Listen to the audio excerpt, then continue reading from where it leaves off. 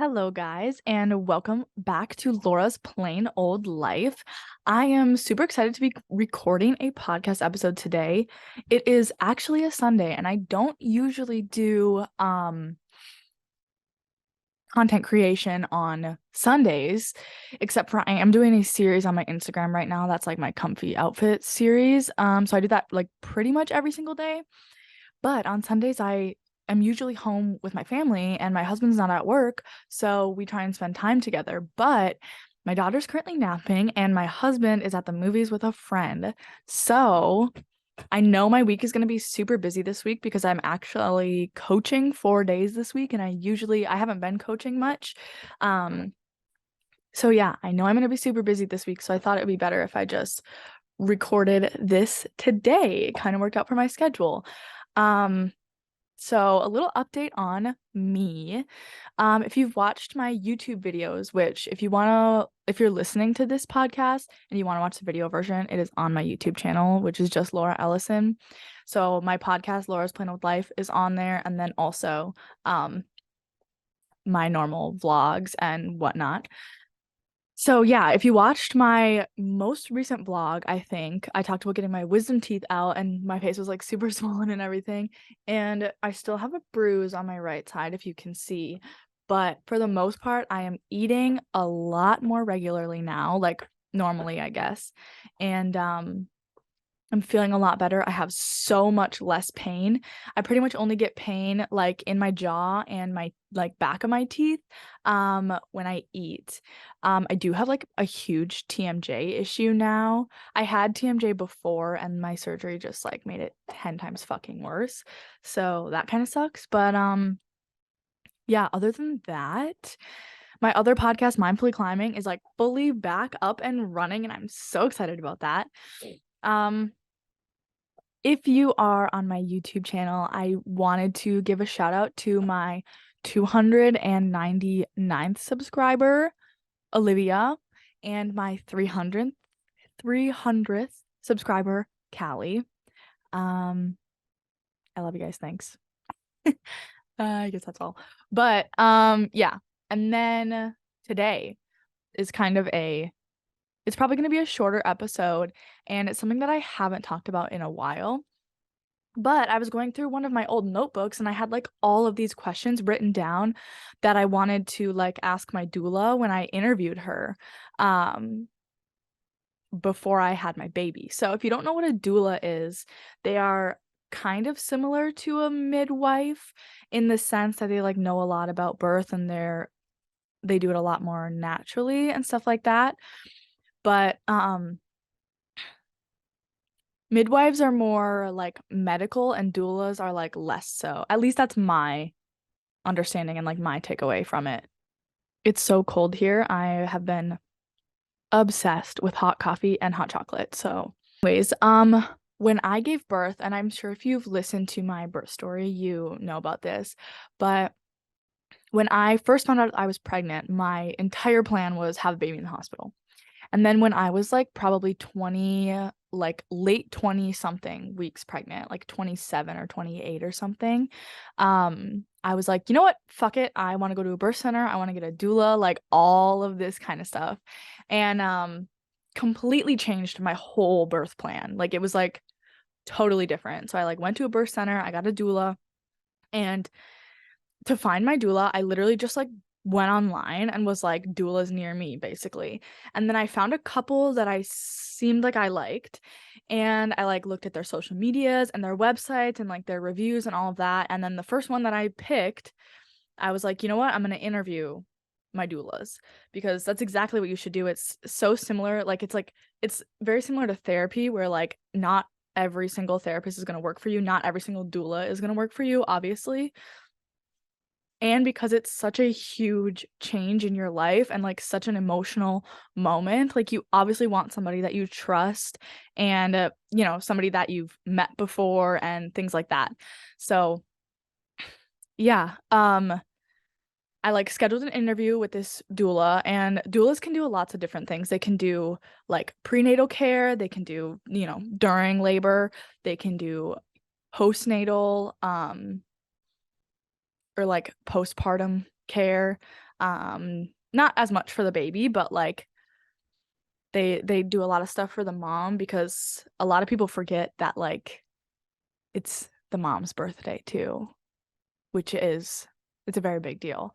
So, yeah, you can like pick doulas based on that, like what kind of doula you want. You could have a different doula for like pre-labor, during labor, and post-labor. You could have one doula for all of them. You could, switch it up, do whatever you want. You don't have to have a doula at all. But yeah, so we interviewed our doula, and I had all these questions laid out, and I'm actually going to I have them on a piece of paper, and I'm actually going to tell you all the questions that I asked my doula because I think I did my research and I was like, these are the questions that I want to know. And I had this all planned out. Like, it was like fully like, I'm hiring her as my doula. And that's like my money was going there. My emotional trust was going into her. Like, my physical trust was going into her, like all of this kind of stuff. So I wanted to make sure I knew what I was getting myself into.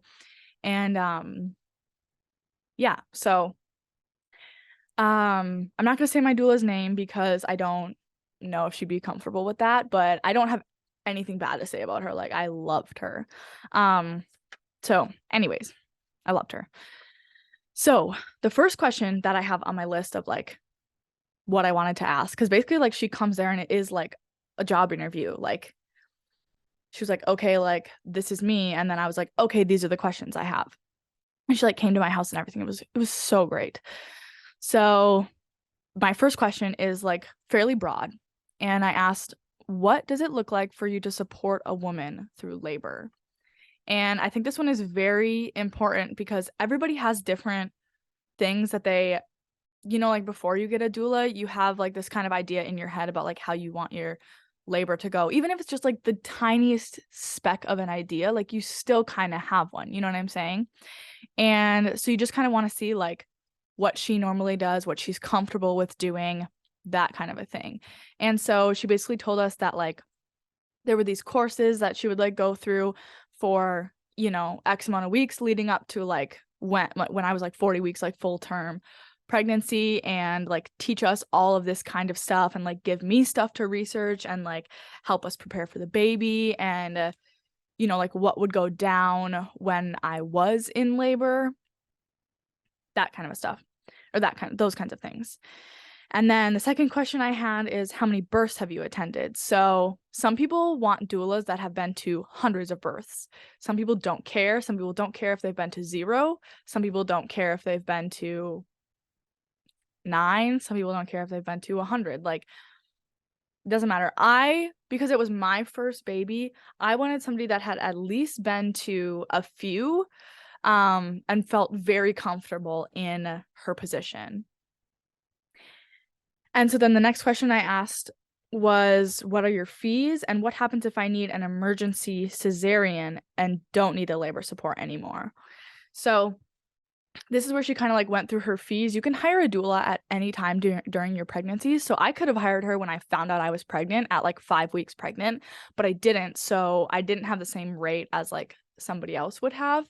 And yeah, and a lot of doulas too, they won't accept like they won't accept being hired by you if they have like too many people already that have due dates around the same time because they don't want any crossover. So she only had one other person that was due around the exact same time that I was, and I ended up having to have the backup doula because we were in labor at the same time. So it was kind of a crazy coincidence, but it ended up working out that way, and I'm totally fine with how it worked out. I loved the backup doula as well. So yeah, most doulas have backup doulas, especially for cases like that where me and another person were due around a very similar time. So then the next question I have you attended births at my birth location, and what were your experiences there? So I was giving birth at the Charleston Birth Center. And I just wanted to know if she had like been there before, if she knew kind of how the midwives there worked, and she knew like what my experience, not that every experience is the same, but like if she knew kind of like the general process of like my experience. And she had done births there before. So that also helped me to feel more comfortable about going there because like it was also new for me. Okay, and so then my next question, do you have other clients with a due date near mine? And she did. So that's also like my choice to make if I wanted to go with somebody else that didn't have any clients with a due date near me. So I ended up going with her because I fell in love. Um Then this question kind of goes along with the previous one. Do you have a backup doula, and how often has your backup doula been used? So I don't fully remember, but I think she said she's never had to use her backup doula. Her backup doula is also a full-time, like also a doula, and she's a labor and delivery photographer. So yeah. And so she was like, yes, I do have a backup doula. And I didn't end up meeting the backup doula until the day I was in labor, and it was over FaceTime. And then she ended up coming over because she just wanted to know if like I wanted the backup doula or if I didn't, because I could have also chosen to not have the backup doula. And so then my next question is, do you have experience with birth complications, especially if you like have had other children that have had birth complications, or like if you've needed a C-section, or if you've had like preeclampsia, that kind of a thing. And you can still even have a doula if you're having a cesarean. So that's always a good question to ask, especially if you have previously had experience with birth complications. So or if you know you're at risk for it, that's a great question. And then the next question I have is, at what point in labor would we meet, and do you have a time limit? So I don't actually remember if she had a time limit, but I think some doulas do. They're like, if you don't go into labor until, or if you don't give birth like X amount of days. Like I was in labor for almost 3 days. No. Almost 2 days. Like almost like 48 hours. I was in labor for like 38 hours or something like that. So, which I obviously wasn't expecting, but like good thing I asked the question. And then just a few more questions. How do you work with the husband, in my case, or partner, or, other support person? Because I also had my mom there, and my mom and my doula and my backup doula all got along great. My husband was very nervous. Like it was obviously his first time, having a baby. It's because it was my first time too, and we're married. So, but yeah, so he was there every time we had a meeting with her to learn about like labor and pregnancy and birth and postpartum stuff. Like he was there every time to learn about all that kind of stuff. And he was very hands-on sometimes in my labor, like with like pressure points, and like he was in the tub with me and stuff like that. And like a lot of it was like through the help of our doulas. And then I asked, like, how do you feel about epidurals? Because I wasn't sure at the time, and like if I wanted to get an epidural or not. But then if I was going to give birth at the birth center, they don't do epidurals. So that kind of a thing. Just like asking. And I also didn't really know what an epidural was, because like that was my first baby, and like I knew it was like for the pain, but like I didn't know exactly what. So I absolutely loved my doula. It was honestly the best decision I have ever made. I would hire her again. I actually, you know what? Maybe I wouldn't, just because I had so much birth trauma. I feel like it would be very triggering. If I didn't have so much birth trauma, I would hire her again. And yeah, I don't know. I can't recommend a doula enough to anybody giving birth. Like she taught me so much about birth and pregnancy that I never learned in school, never learned in health, never learned from the doctor, like all of this kind of stuff. And it was so helpful. Like especially during COVID times, there were no like in-person birth classes and stuff like that. And I have a really hard time learning like online and stuff. So man, I loved my doula. Okay. Anyways, thank you guys so much for listening to this episode. I really hope it helped you. I really wanted to be informative in this episode, so I'm sorry it wasn't like as fun, but I would have loved a podcast episode like this when I was doing research for hiring my own doula. So, thank you guys so much for listening if you're watching on YouTube. And, thank you so much for listening if you're listening on Spotify, Audible, Apple Podcasts, wherever you're listening. Thank you. And if you're watching it, thank you so much. Make sure you give me a subscribe and a like. And I will see you guys on the next podcast episode. Bye.